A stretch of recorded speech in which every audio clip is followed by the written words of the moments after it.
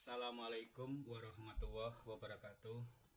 Saya Pak Joko Wahono dari SMA 1 Blora. Kali ini akan berbagi video mengenai praktik baik yang sudah saya lakukan di SMA ini. Perlu diketahui bahwa sehari-hari saya sebagai guru ekonomi yang mengajar kelas 10. Selamat menyaksikan. Mudah-mudahan mendapat manfaat dari video ini. Kurikulum Merdeka diharapkan sanggup menjadi solusi efek learning loss akibat pandemi. Salah satu konsepnya adalah pembelajaran berdiferensiasi yang mengacu pada diferensiasi individu, baik kesiapan belajar, bakat, dan minat maupun gaya belajar. Tantangan utamanya adalah bagaimana membuat siswa pandemi COVID yang terjadi beberapa tahun yang lalu masih menyisakan dampak dalam dunia pendidikan. Proses pembelajaran belum sepenuhnya pulih. Untuk itu, diperlukan hal-hal yang bisa mempercepat pemulihan. Di antaranya adalah bagaimana membuat peserta didik itu merasa senang untuk belajar kembali. Namun, dari wawancara dengan beberapa peserta didik, teridentifikasi hal-hal yang tidak mendukung pada pembelajaran menjadi suatu yang menyenangkan di SMA 1 Blora. Fakta menunjukkan bagi para peserta didik, memainkan game lebih asik daripada berliterasi. Inilah yang menjadi tantangan dunia pendidikan.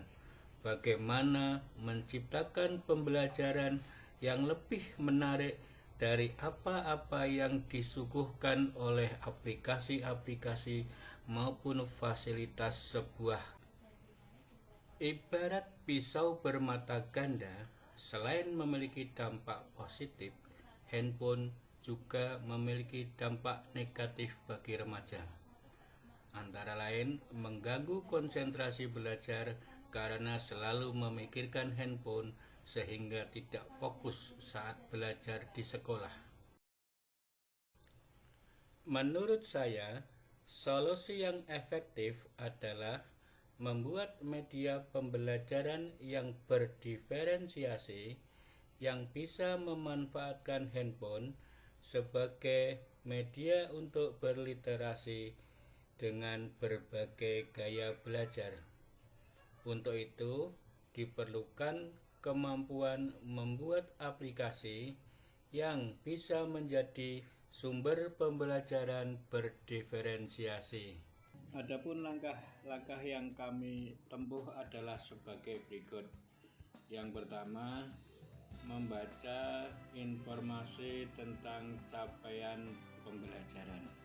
Langkah berikutnya adalah menyusun ATP berdasarkan capaian pembelajaran yang sudah ditetapkan.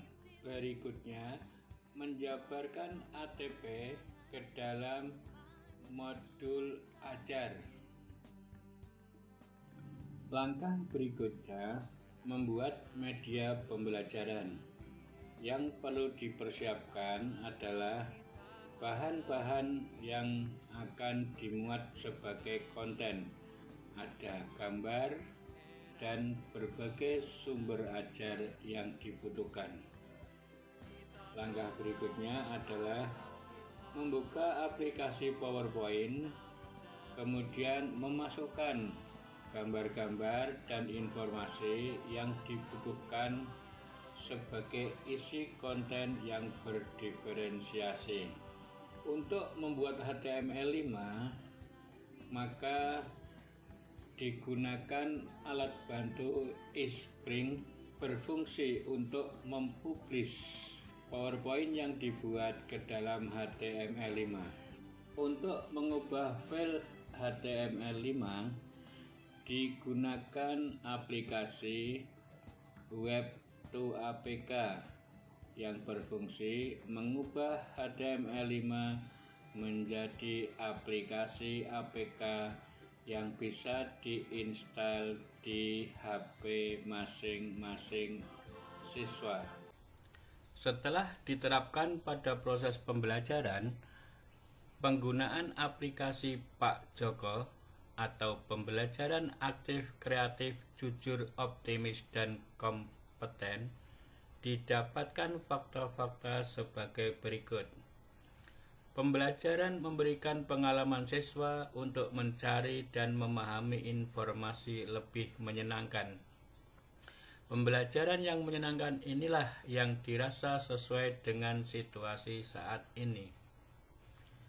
Bisa digunakan kapan saja, di mana saja, asal memegang gawai yang sudah terinstal aplikasinya. Media literasi interaktif secara teori memiliki kriteria sebagai media pembelajaran yang berdaya guna dalam proses pembelajaran. Demikianlah praktek baik yang sudah kami lakukan Bapak Ibu. Semoga memiliki manfaat dalam dunia pendidikan. Assalamualaikum warahmatullahi wabarakatuh.